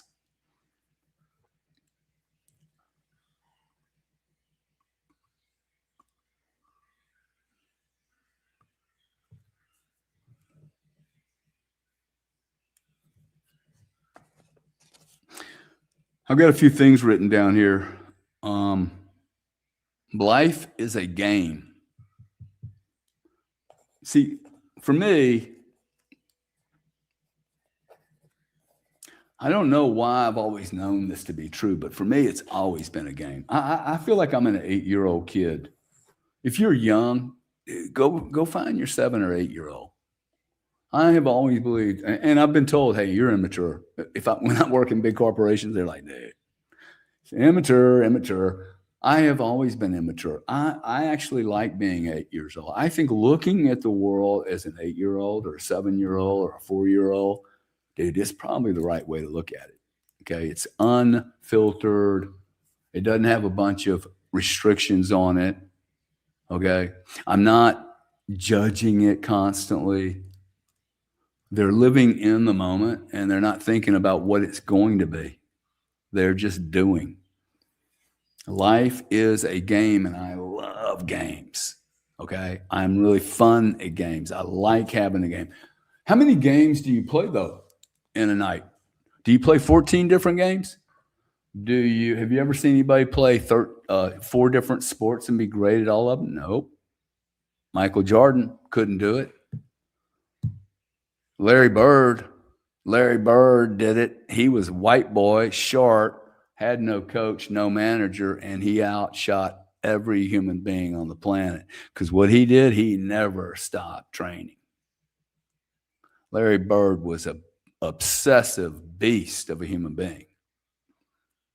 Okay. If you don't know the story of Larry Bird, just smash it on YouTube. Larry Bird was an absolute bizarre example of a professional athlete who had none of the natural and all the tech, that professionals usually have. He had one thing though, and that was a massive obsession. The point I'm trying to make is that I don't think greatness comes from being diversified, split, diluted, risk managed, careful. Okay, I don't think any of that happens. When we look at the people that we most greatly admire, I think it's the crazy peeps. And I am crazy, dude. I am so outlandishly crazy. Have so much unbelievable energy. And I think this energy, if I unwrap it, which means I've got to go find it, but if I unwrap it and show other people, I don't need to show anybody. I need to show myself. Okay. I don't need to show anyone. This is not about.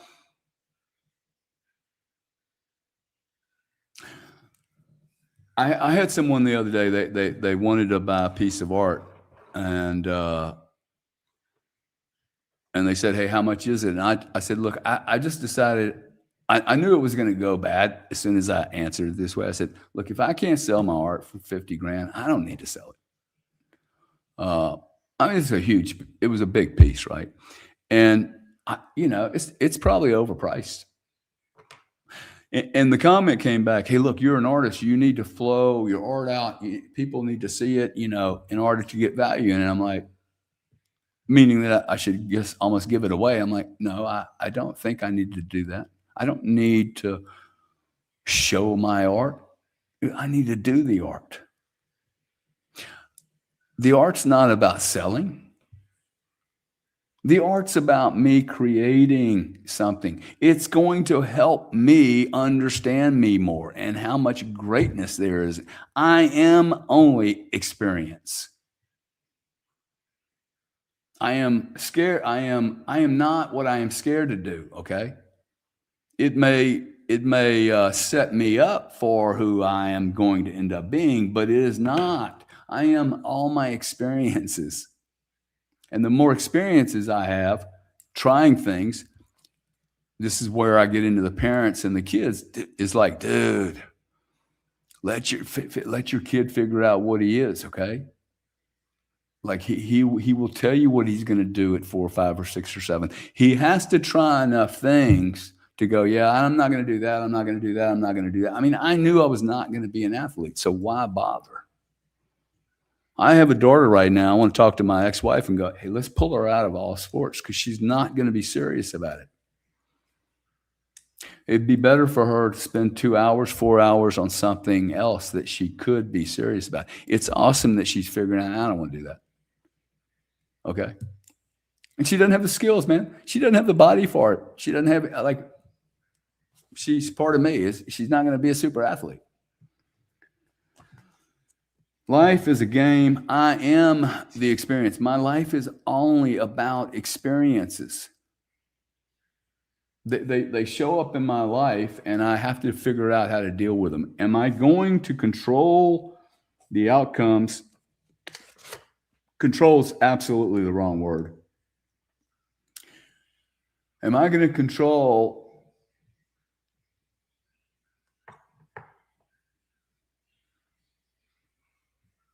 the ability to make lemonade out of lemons? Am I going to control my ability to reach down deep inside when things aren't going well and understand more about myself so I can be more expressive about who I am?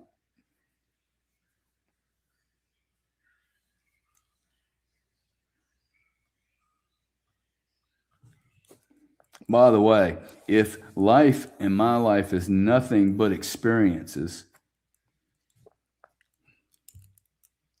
hang with me here.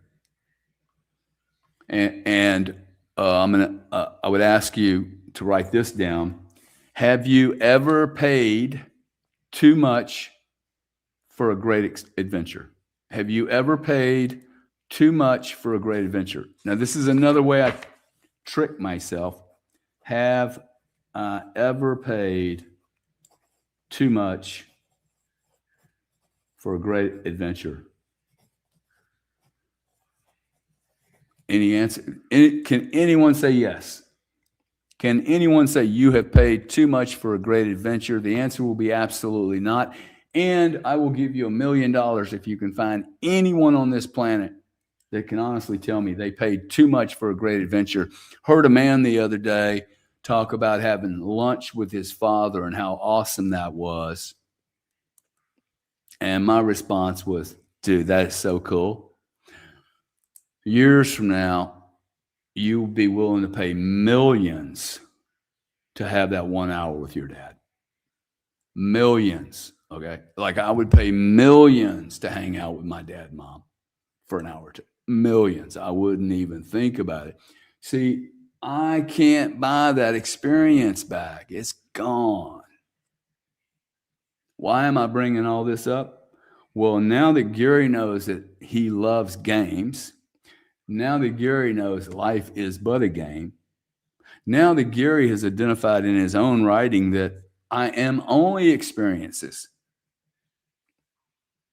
it is in these games and experiences that I remember. The now is doing something that I have a memory of, something fun, not something not fun, not something that's evil or sinful. And I got all this crap inside here. I know that I'm experienced. Hey, I'm merely my thoughts. And there's thoughts coming from all over the place. I have to identify where all these thoughts are coming from. This is probably a whole 2-hour session one Sunday. Where are these thoughts coming from? I would love you to write that down. Just start thinking, start noticing the questions you ask yourself and the judgments you make about others and about yourself. Where are those thoughts coming from? And for you super skilled, super talented, super rich people, go sit out on the grass for an hour, calm and tell your brain, if that's who you communicate with, tell yourself, okay, I'm just going to chill here and not have any thoughts. And good luck to you on that one. I mean, talk about getting uncomfortable. Most of these people, I'm not being critical or judgmental, most of these people won't even sit down for 10 minutes. They won't even actually start the exercise. They'll be critical and judgmental of the exercise itself, saying it's unproductive. Okay, it's unproductive. It's hilarious that you can't even do it. Okay. It just shows you that how wild my mind is and how much I don't know about myself. Okay.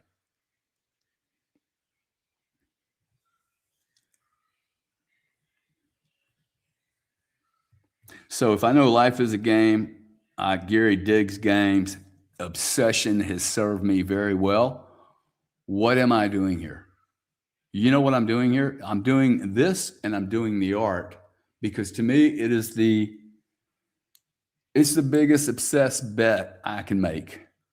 It'll be hyper embarrassing if I can't get it. It's, oh, I'm going to waste 10 years doing this. 10 years. I am not going to waste 10 years of my life. I am so certain of this trade that me being obsessed with and not predicting an outcome here, not wanting to write a book, not wanting to be important, even though parts of me, my ego, ooh, I can remain relevant. Man, people might talk about me. Oh, I'm gonna write a book, and years later, people will talk about me. Look, there's like the ego gets so involved. Okay, and I got to say, I don't think the ego is necessary in this equation. I think it would be more important for me to discover what's really, really hard for me to see. Okay. Like I paint things sometimes and I'm like, my God, dude, you are a dark mofo. Okay. You are like, it's scary. But how do I do this, guys? I look around the world and I go, no one's doing this. And we have crap. We have crap. We have a world that is so shallow. Like when you do the unconscious thing, I almost closed my mouth because I figure half you guys are married, another half of you guys are in relationships, and the other quarter of you guys are not in relationships and you're dying to get in one. I got to tell you, I am only interested in one relationship right now. And for you hyper religious people, please don't run the JC thing down on me. Oh, you should have a better relationship with God. Dude, I've done my work with God, okay? This is what God wants me to do. And he wants me to do it in public. Okay? I am Gary Cardone. I don't need to ask Jesus 37,000 times to make me whole. I need to do the work, dude. Okay. I do not need to pray more. I have given my prayer out. Stop being so dogmatic with people. It pushes me off and it pushes others. It's not the solution, man. Okay. The obsession, my intensity, if I didn't have this intensity, no one would be here. Y'all would be bored to death. You're like, shit, I want some of that intensity, aren't you? Don't you? Yes, you love it, man. Yet we're so scared of it. Why wouldn't I bet on this? Why wouldn't I bet on this? In like, oh, let's move all in.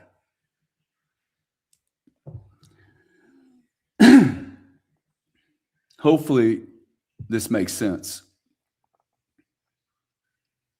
Hopefully, what I'm saying makes sense to you. And look, I can only encourage you so much. I do not believe in hiring people to motivate you, okay? Motivation is within. It is not going to come from a Gary Cardone telling you, you need to go do this. What gets me there is the intense discomfort I have inside of me. If I am willing to spend 6 months to a year of my life really getting honest, really, dude, really getting honest about who I am, all my flaws, and I have to remove myself from a lot. Okay. This is a lonely job. You're the only one that can do this work. You can go to 1,000 fucking shrinks. I've been to hundreds, not hundreds, but I've been to a lot of psychology. Like they have no answers for you other than to listen. other than to listen. And I think there is real value in having sometimes someone there. But quite frankly, if you're spending an hour of your life and $200 or whatever you pay a psychologist, you drive there, you sit there for 50 minutes, and then you drive home. Okay, that's 2 hours. If you're spending 2 hours with a psychologist or a counselor or your boss or your mentor or your sponsor, and you're not spending 2 hours writing down, I am Lucas Nash, I am Lucas Nash, and this is what that means, why are you going to a counselor, dude, other than to pretend like you're doing something? That would be akin to going to a baseball practice coach for hitting or throwing, but you don't practice anytime during the week. You don't understand anything about the baseball. You don't like study the game. Seriously, okay? You're jacking off on the counseling, okay? It's ridiculous. Going to AA meetings is awesome. I love AA meetings. I think AA meetings are probably the best church on the planet. I've gone to AA meetings for a year at a time, and didn't have an AA problem. I think it's one of the. I've met so many cool people. In fact, I've met some of the finest people I've ever met in my life in AA. They remind me a lot of the Bitcoin people. Talk about obsessed. Oh, doggy.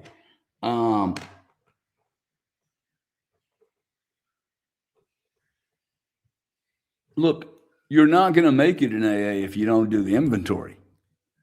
They have an inventory. Step 4 is the inventory list. Make a list, okay? Shortcomings and longcomings. You get where I'm going? No one's doing this work.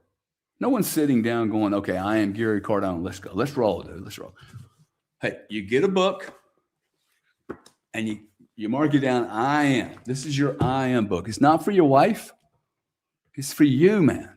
It's not for your children. I can't force my children to go do I am. I can't force my children to watch this. Okay? They're going to do I am when they're in pain, or they're going to go down the wrong road until they do this. I don't know why the gift came to me, okay? But the gift of being willing to be uncomfortable, to be more conscious. I am going to bet, and I'm betting right now in the now, the rest of my life, and I don't know how long that's going to last, to fully embrace the uniqueness, the one of oneness. How can I possibly invest tens and tens and tens of in fact, a massive concentrated bet on a computer code called Bitcoin that is one of 21 million. That's my thesis, right? I'm betting on, oh, wow, really finite. It's one of 21 million. And then not bet everything, all my time and attention and focus into I am a one of one. I am an absolute rock star of a miracle. And I'm pretending to be something less than that. My job is simply, I actually think I have great faith, okay? Like, this is why I get irritated about really hyper-religious people, and they start preaching to me. I'm trying not to preach to anyone or speak down to anyone. The doing is the prayer, okay? I am an artist. I am a great artist. I appreciate my art. I have to appreciate it first, okay? And once I figure out, okay, that's what I'm going to stick my obsessed, crazy way of looking at things, even if I don't turn out to be a great artist, I have already learned so much just moving black and white together. The point I was trying to make is I think I'm an extremely faithful. If I was God, I would love me. Okay? If I was God, I would absolutely, bro, you can come into my gates. Why? Because I am doing as if I trust. I'm not having to reset the prayer every morning. Dude, I am Gary Cardone. Okay. I need to allocate time to really, really, really understand who that is and what it means. I believe every one of you people are very, very special. Okay. You're here for a reason. I made a comment about these ladies the other day about the people that do all the collagen and the injections and stuff, and I said, how would you define these people? And somebody said, hey, for you doing a church of I am and you making fun of women, is incongruent. And I'm like, yeah, I think I hear you, dude, but the truth is, these people are so unconscious at that level. They serve me better to make an example of how our society has degraded so badly. Come on, man. These people are never going to come to this room. This is my way of really saying to Jennifer, to David, to Krev, to Imhart, Omniscient Shogun, Taylor, Tim Blanche, okay? You guys are here. You don't come to an event or a show like this and come here over and over and over if you're not enlightened. Okay, you don't do this. Okay, there are a lot of people not in these rooms in this room right now. There are many people looking at Bitcoin shows and economic shows and political shows 1 or 2 hours a week to devote to the betterment of self and man, and therefore mankind. I don't expect 80%, 90% of the people to be here. Okay. I most certainly do not expect those women to be here. I do not expect highly advanced MBAs to show up here. There'll be very few MBAs in this show. They've already got it all figured out. Okay. The higher these guys have been educated and the more money they're making, why would they need to be here? Listen to some old idiot like me. By the way, that's where they get it wrong. It's not really me. I am literally the brush here. I usually don't even know what's coming out of me. I have to actually go look back and go, hopefully that wasn't so embarrassing. I mean, literally, every show I leave here, I walk away and go, man, I don't know if it was good. I don't know if it was bad. I don't know if the audience liked it or didn't like it. In fact, I don't even know what I said. Except obsession has served me extremely well. I will not surrender this superpower. And you must find something. I would love for you to find something that you could be obsessed about.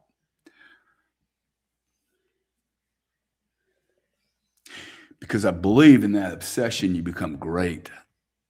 Okay. All I have to do is go look at all the great sports people, all the great artists of the past, all the poets, the great writers. They did not have many interests outside of that particular field. It makes me happier when I'm like mainlining excitement. Mainline, dude. I have to be careful with alcohol and drugs. I am an obsessive human being. Why be scared of it? I'm embracing it, man. Okay. Okay. So real quick, I am Gary Cardone. Do the things that you're not going to be and that you're not, like McKeel Cooper. I am not David Kiefer. I am not Gary. Hey, no one's going to be me. You don't want to be me. I see these. I am Gary Cardone. Don't write that down. You're never going to be me. Okay? I am Bob Smith. I am Bob Smith. You don't have to be better than me or worse than me. You are Bob Smith, dude. Okay? Don't pretend to be like me. Pretend to be like yourself. That would be an awesome, awesome start. And then take messages from people that you admire and care about. But most certainly you don't want to be me. You probably don't even want to meet me. I'm so flawed. All right. So the other thing I want you to write down is do quiet. Do quiet and start observing. Do quiet. Do quiet is an activity. Okay. For all you dopamine freaks, some of you are my family and brothers and sisters and brothers in war and brothers in business. Doing is not doing is not like being quiet is a thing to do. And the reason I share that with you is that, especially if you're super successful, notice how hard it is to just be quiet. And you will then start to ask yourself, oh, where are these thoughts coming from? Because I just instructed my operating system to chill. If I told my Apple here, chill out, dude, and it still did whatever it was wanted to do, I would literally go get a new computer. I would get a new computer. Okay. If I'm running a program right now and all of a sudden it just pops up and starts showing me Bitcoin charts and Excel spreadsheets, I'm gonna be like, dude, what's happening with computers completely out of control? This is happening to people every moment of their lives. You wonder why we're having a hard time having relationships? We don't have a relationship with self. Okay, I am pure energy. I'm coming down. I think I'm just pure freaking energy. I need to learn how to manage it. Okay, if I'm critical of something, I go look within. Okay, if you point your fingers, I'm just trying to give you guys ways to get to the I am as quick as possible. If you're pointing your fingers at people, arguing with people, being argumentative, making other people less than or wrong, that's where you got to look. Okay. There's something in there that you have to look at very closely, because there's no reason for me to make critical comments like, wow, all churches are fucked up. I have no place to go. Oh, that's the other one. Being critical and a victim. Okay. 2 years ago, I was like, well, I have no church to go to, no community to go to. There's no good people. There's no space where I can just go sit without sitting in a fucking cult and then go through all their bullshit. And, you know, I was being critical and being negative. What I do, I opened up a thing 2 years ago and we started doing these shows. And now we have a Sunday morning where people can gather. I'm bringing the best intention I possibly can to elicit, in hopes to elicit awakening, man. Okay. We have tapped in. I have tapped into nothing yet of me. And I look at my life, I'm like, whoa, dude, I got a cool life. Okay. I have tapped into maybe 3 or 4%. Really, I really believe that. And it is only going to take me to get to 3 or 4% for me to start to go. Because I think if we get 3% of the world's population to do this, 1 to 3%, we push the ripple effect of positivity and creation into supercharge. I think the ripple becomes so powerful, it becomes magnetic, charismatic, and expanding. Okay, I'm going to end here. One thing we all need to do, you know what you need to do, right? Everyone, in payment to whoever allowed me to be here today, I would ask that you go out, okay, within the next 12 hours before midnight, reach out to someone you do not know. And if you have to know them, then they have to be an old enemy or someone that betrayed you. And do something nice for someone today and take zero credit for it. Don't tell your girlfriend, don't tell your wife, don't tell your boyfriend, don't tell your sponsor. Go out and do something nice out of the sheer action of, hey, it's the right thing to do, man. 3,000 people. Let me tell you a story, okay? When I do something nice for someone, the first thing it does, it shocks them. assuming I didn't just, rush into their life and terrify them. Old lady, hey ma'am, can I bring you groceries to the car? I bring her groceries. I'm nice to her. She immediately walks away and go, wow, man, I hadn't had that happen to me in a long time. If someone sees me doing something nice for someone, the impact on those people is staggering. They're like, wow, man. Wow. Okay, here's a trick. Walk into a restaurant and like I bought some popsicles the other day. I said, hey, I'll buy 20 popsicles for the next 20 people. Don't tell anybody who did. Dude, that's cool, man. Next guy walks in. Popsicles are free. Thank you. Huh? That has a powerful ripple effect on that human being. Wow, there's somebody out there being nice. You see the power in this? Okay. Dude, this is a ripple that we can create. 3,000 people, 3,100 people do something nice for someone. Do not take this lightly. You owe me for the 2 hours I've been here. That's all I charge you. Okay. Go out, do something nice for someone, take zero credit for it. Write it down in your journal. I am a good human. I am an action of goodness. I do acts of good. Okay? It's cool. You can write to yourself all you want. Brag, brag, brag. You'll find you do very little bragging to yourself. Wow. That's wild. I want everyone to know how cool I am, and but I brag to myself. I criticize to myself. I deminimize myself. I bitch and complain, constantly looking at the errors, but I spend so little time actually going, wow, I'm a cool cat, dude. Okay, you guys are cool cats. To Carl, to Rich, to Josh Reckley, to the Carl 7777, McGinna, the Shogun. You guys are awesome. A lot of people I haven't seen here before. Crev23, thanks for being here. Mel J MJL, please help me save that home and with it the American dream already life. But any guidance and a friend. You need yourself, man. Okay. The answer is within. It's not, the answer is within. Okay. Being obsessed. I'm convinced obsession. I feel sorry for the man that doesn't know what it's like to be massively passionate about something. I've always been able to find something that I was like, dude, I could really stick my teeth into this and really and it's always in areas that's scary. Scary, Gary. Okay, I'm going to end there. Peace, love. I